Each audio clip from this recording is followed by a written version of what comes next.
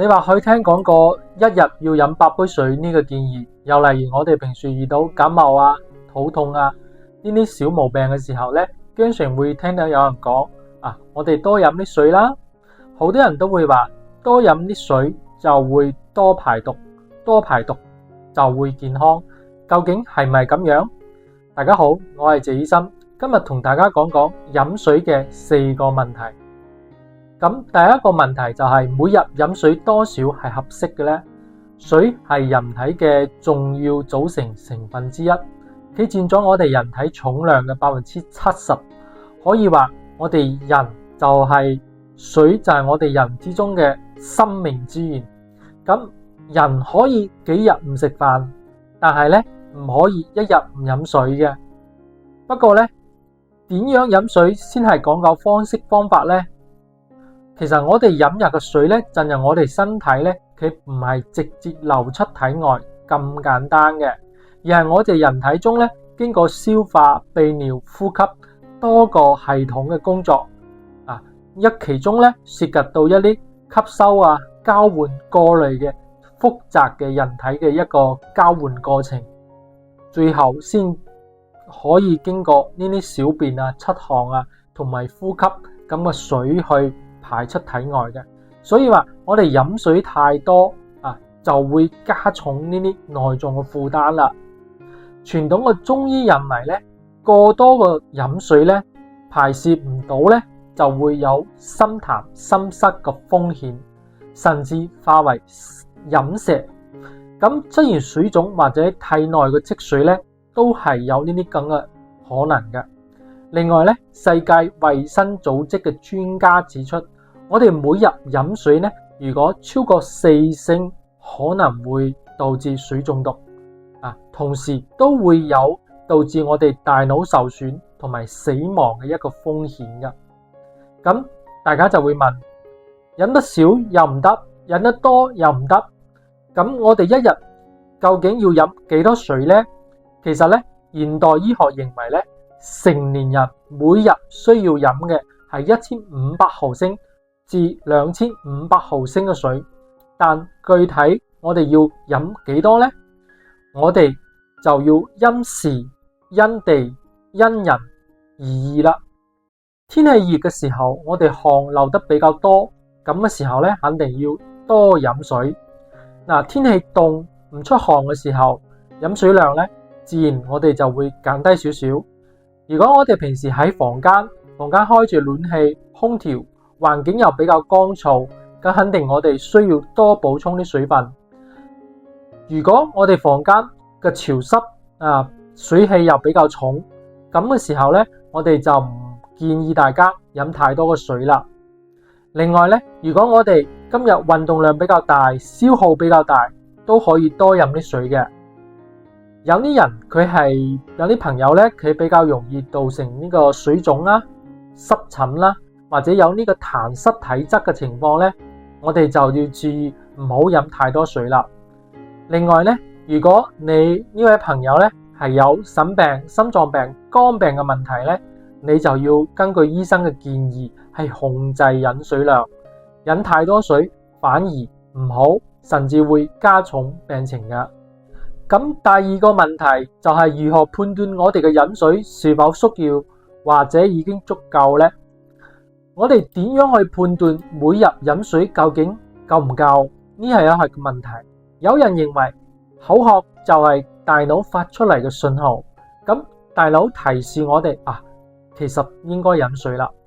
有人咧覺得口渴再飲水就遲啦，我哋應該喺未口渴之前咧就飲水。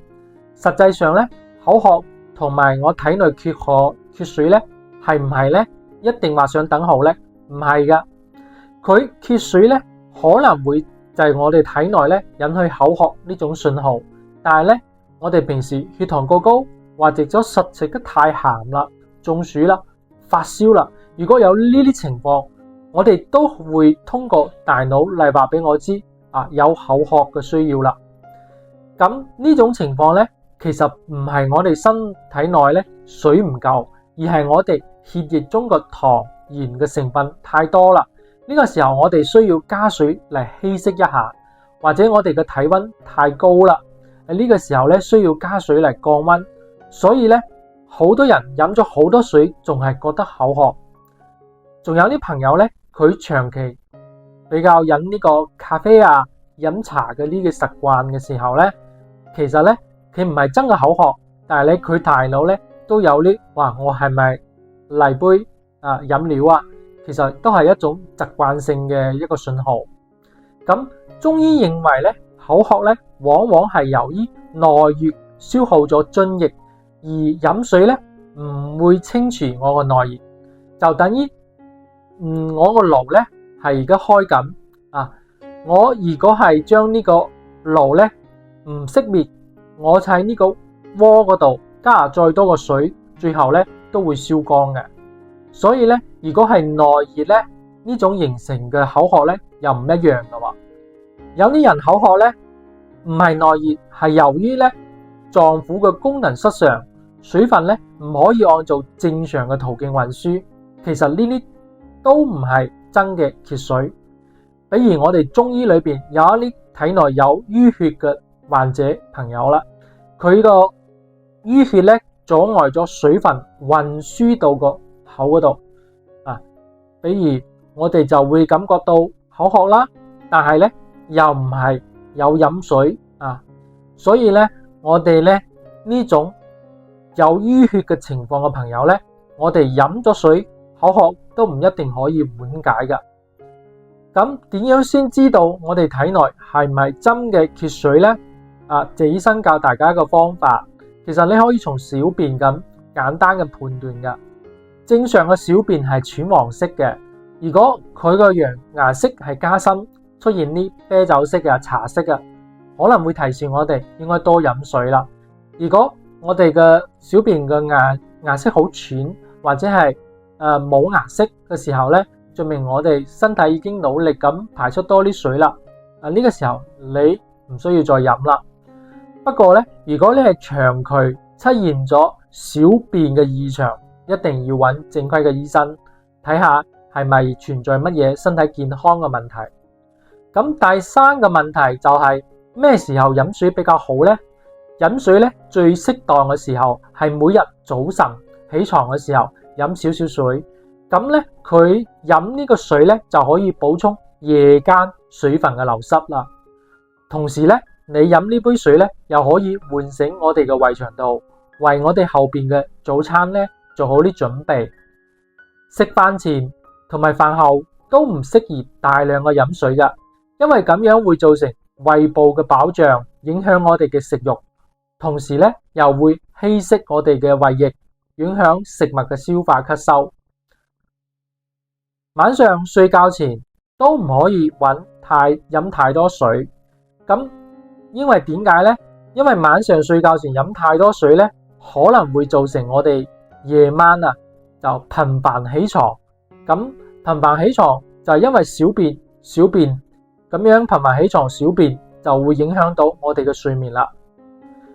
對於中醫嚟講，喺一天嘅12個時辰之間早上嘅5點到7點為大腸經所主，咁飲水可以潤腸排便。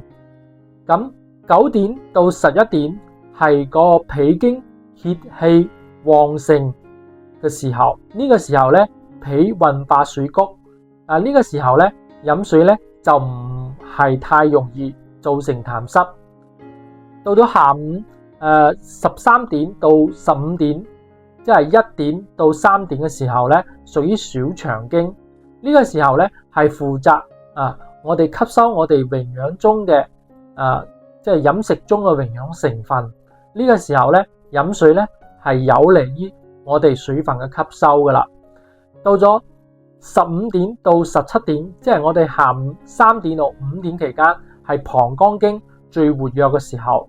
咁適當嘅飲水咧，有利於我哋體內嘅代謝嘅垃圾通過我哋小便，然之後排出體外噶。第四個問題，可唔可以以茶代水呢？飲水嘅方式都係要注意嘅。有啲人咧，佢脾氣比較急，所以佢飲水咧大口咁暢飲。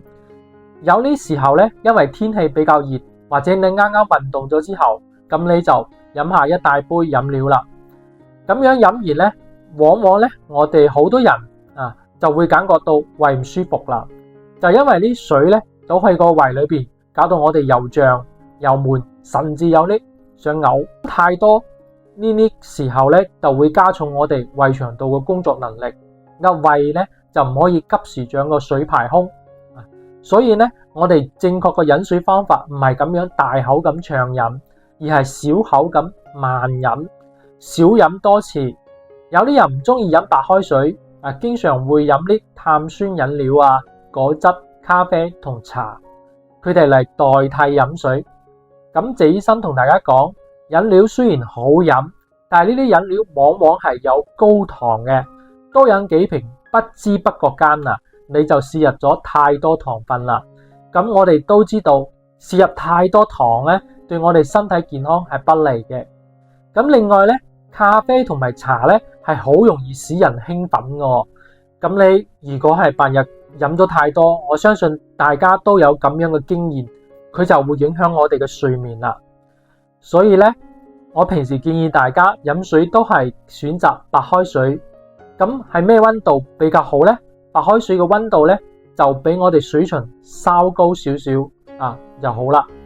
實在咧，如果你中意飲涼嘅咧，可以喺口腔嗰度含住，慢慢咁嚥下，就避免咗突然間咁樣大量嘅凍水刺激我哋嘅胃。希望呢一期咧，呢4個飲水嘅問題咧，對大家有所幫助。我係謝醫生，多謝大家關注同埋收睇。